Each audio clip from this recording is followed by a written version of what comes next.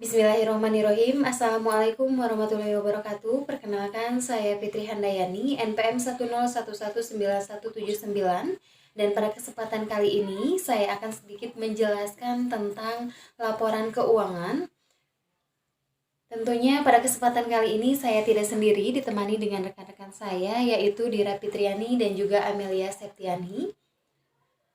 Baik, langsung saja. Laporan keuangan merupakan proses akhir dalam proses akuntansi yang mempunyai peranan penting bagi pengukuran dan penilaian kinerja sebuah perusahaan. Perusahaan-perusahaan di Indonesia, khususnya perusahaan yang go publik, diharuskan membuat laporan keuangan setiap periodenya. Di masa kini, banyak perusahaan berskala besar atau kecil mempunyai perhatian yang besar di bidang keuangan. Dalam perkembangan dunia usaha yang semakin maju, persaingan antara satu perusahaan dengan perusahaan lainnya semakin tinggi, mengakibatkan adanya perusahaan yang tiba-tiba mengalami kemunduran.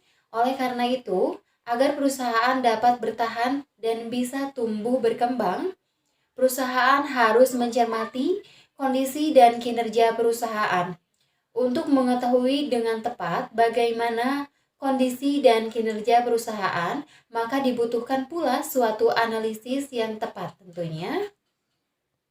PT Mayora Indah Tbk Perseroan didirikan pada tahun 1977 dengan pabrik pertama berlokasi di Tangerang dengan target market wilayah Jakarta dan sekitarnya. Setelah mampu memenuhi pasar Indonesia, Perseroan melakukan penawaran umum perdana dan menjadi perusahaan publik pada tahun 1990 dengan target market konsumen ASEAN, kemudian melebarkan pangsa pasarnya ke negara-negara di Asia. Saat ini produk perseroan telah tersebar di 5 benua di dunia. Sebagai salah satu fast moving customer good companies, PT Mayora Indah Tbk telah membuktikan dirinya sebagai salah satu produsen makanan berkualitas tinggi dan telah mendapatkan banyak penghargaan, di antaranya Top 5 Best Management Company in Indonesia dari Asia Money, Top 100 Exporter Company in Indonesia dari majalah SWI, Top 100 Public Listed Company dari majalah Investor Indonesia, Best Manufacturer of Halal Product dari Majelis Ulama. Di sini dapat kita ketahui bahwa PT Mayora Indah Tbk mengalami peningkatan laba dari setiap tahun.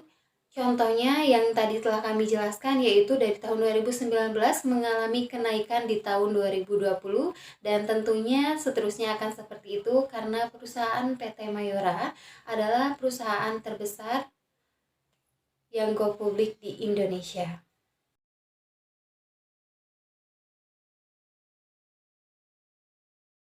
Persentase rasio lancar perusahaan PT Mayora Indah Tbk dalam kondisi baik karena rasio perbandingan aset sudah setidaknya 2:1 apabila dibandingkan dengan liabilitasnya, dan mengalami peningkatan 130%, sedangkan tahun lalu 343%. Presentasi rasio cepat perusahaan PT Mayora Indah Tbk dalam kondisi baik karena rasio tersebut utang setidaknya sudah 1:1. Presentasi tato rasio dalam kondisi kurang baik karena setiap periode cenderung mengalami penurunan dan perlu ditingkatkan.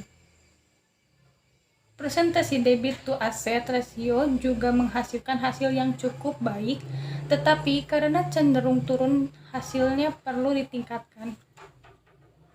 Presentasi debit to equity ratio juga cenderung turun, tetapi juga dalam kondisi yang cukup baik karena porsi utang tidak melebihi porsi modal, yaitu 69% untuk tahun 2020, menaiki ratio dari sebelumnya yang 92%.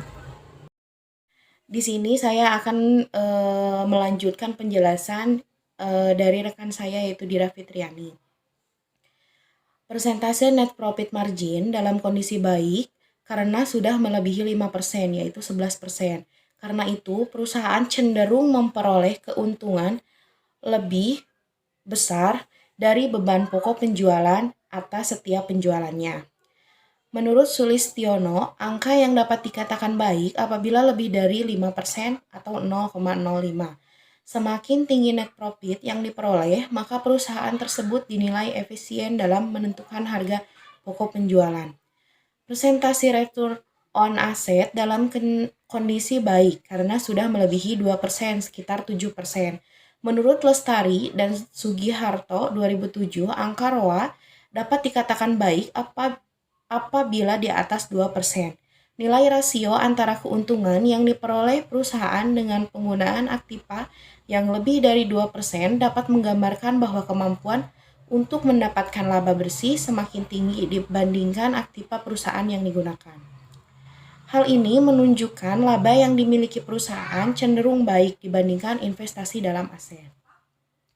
Presentasi return on equity dalam kondisi baik karena nilai yang dicapai 7%.